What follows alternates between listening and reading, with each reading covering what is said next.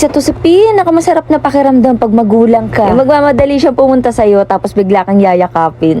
O pagising ang anak, gusto patulugin. Kapag tulog naman, gusto gisingin. Nagpalit na ako ng bedsheet. Pag umabot na kasi ng isang linggo yan, feeling ko ang lagkit-lagkit na. Napaka-OA na nila lang. De, pag may baby na kasi talaga kayo, lahat naka-OA yan. At kaartehan, sinalo mo ng nanay. Lucky me up to you. Perfect sa maulang panahon. Kayo.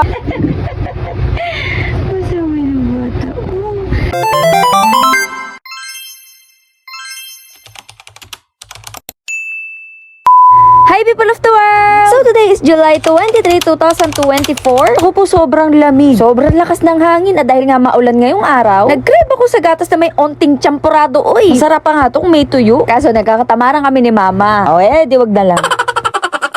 Nakapasok na niyan si housemate. Maaga di kami nagasing kasi dapat magpapabakuna kami ni Aiden. Last vaccine niya na sana. Kaso pagdating namin sa center, wala pa daw vaccine ng baby kaya balik na lang daw sa Friday. Tapat lang naman namin yung center kaya walang problema. Tapos kapag papasok na si housemate, pumupunta na dito sa baba si mama kasi mag-e-edit naman kami ng vlog niya.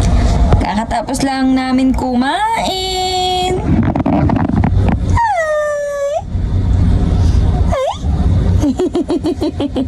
Uy, sus.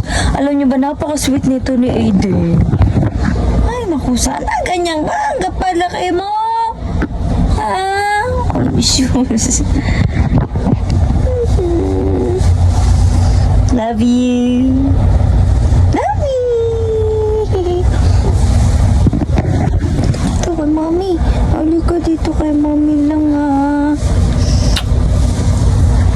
Ayan nga, nakatulog yung bata kasi nilaro ko Isa to sa pinakamasarap na pakiramdam pag magulang ka. Yung magmamadali siya pumunta sa'yo tapos bigla kang yayakapin. Oy, sus. Talaga tinitreasure ko yung mga ganitong moment namin dalawa. Kasi baka hindi ko namamalayan, ang laki na niya. Tapos bigla may hiya na siya gawin ito sa akin. Baka OA na naman. Kakatapos ko lang maglaba. Ay, Diyos ko. Feel ko kailangan ko bumili ng mic kasi kapag itong gamit kong cellphone, pag nakasalita ako mismo, hindi ako nag-voice over, malakas siya. Pag ito gamit kong cellphone ha, pero kapag sa ibang cellphone, mahina. Sa voice over lang yung malakas. Parang kailangan natin bumili ng microphone. Pag vlogger talaga, kailangan mag-invest ng mga gamit pagod ako. Si Aiden tulog pa. Kaya sinulit ko na. Ang dami ko na din nagawa. Nakapagtupi na ako ng mga damit namin, nakapag-ayos na ako ng drawer. Ano pa? Yun na, wala na akong gagawin. Tapos, alam niyo ba, nakakatawa? Kasi di ba nag-jogging kami sa may Malabon. Yung tumingin ako sa mga stocks ni Aiden, wala na pala siyang diaper, kaya order ko lang. So, dumating yung araw na, pumunta kami ng Malabon. Tapos ko kaya binilang ko na lang siya ng diaper sa tindahan. Pero maganda din yun, hindi naman natagos. Hindi umabot yung diaper ni Aiden. So, ang size ng diaper ni Aiden is large. Yun nila, baka naman. Just, dahil apat pa yung isa bukas na.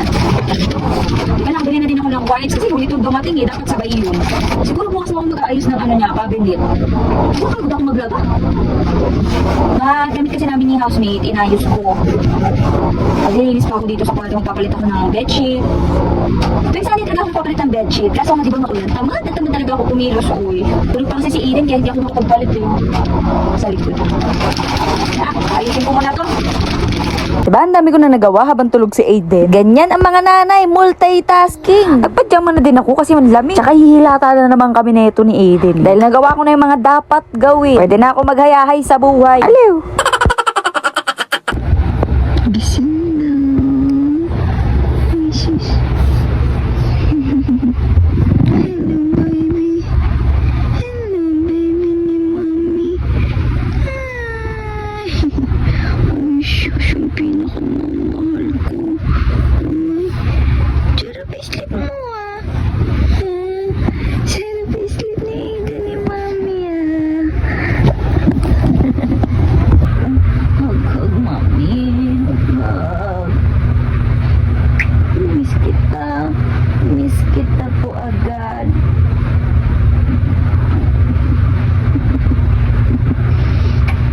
Pagkagising nga ng pinakamamahal ko, nagpalit na ako ng bedsheet. Pag umabot na kasi ng isang linggo yan, feeling ko ang lagkit-lagkit na. Napaka-OA na nila lang. De, pag may baby na kasi talaga kayo, lahat naka-OA yan. At kaartehan, sinalo mo ng nanay. Kasi gusto mo laging malinis. Sino ba naman may ayaw, diba? Alam niyo ba kapag katulog si Aiden, hinahanap-hanap ko siya. Wait, nandito lang siya sa tabi ko. Kasi naman wala akong kalaro. O pagising ang anak, gusto patulugin. Kapag tulog naman, gusto gisingin. Mga pasaway no? Alam ko hindi lang ako ganito. Ang cute nga nitong ni Elephant. Natunog kasi yan, kumakanta. Regalo naman yan ng ninanghanan niya. Thank you, Nina. Mami talaga ang natuwa dyan. Pagkatapos nga namin magbanding ni Aiden, syempre nananghalian na kami. Sabi ka nga, gusto ko ng tuyo. Kaya ayan ang ulam natin for today's video. Lucky me at tuyo. Perfect sa maulang panahon. Kayo, anong inuulam nyo kapag ganitong weather? Bukod sa masarap magkape at magsopas. Pag ganitong ulam, ka na lang talaga. Ako nga, napapaganyan pa yung ulo oh. Plus.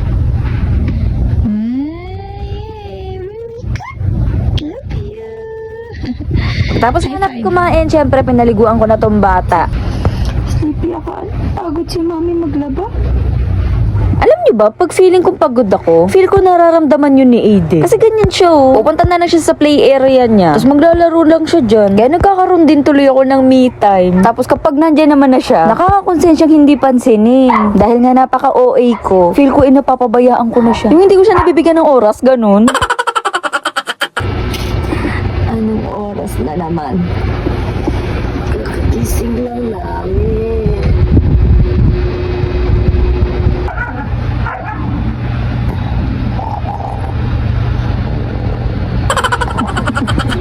Ano po ang favorite tayo ng baby ko?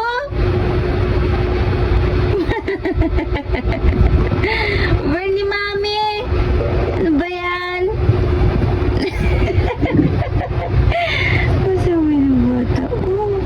Kadaming laruan wala. Ayaw ka naman ang smile.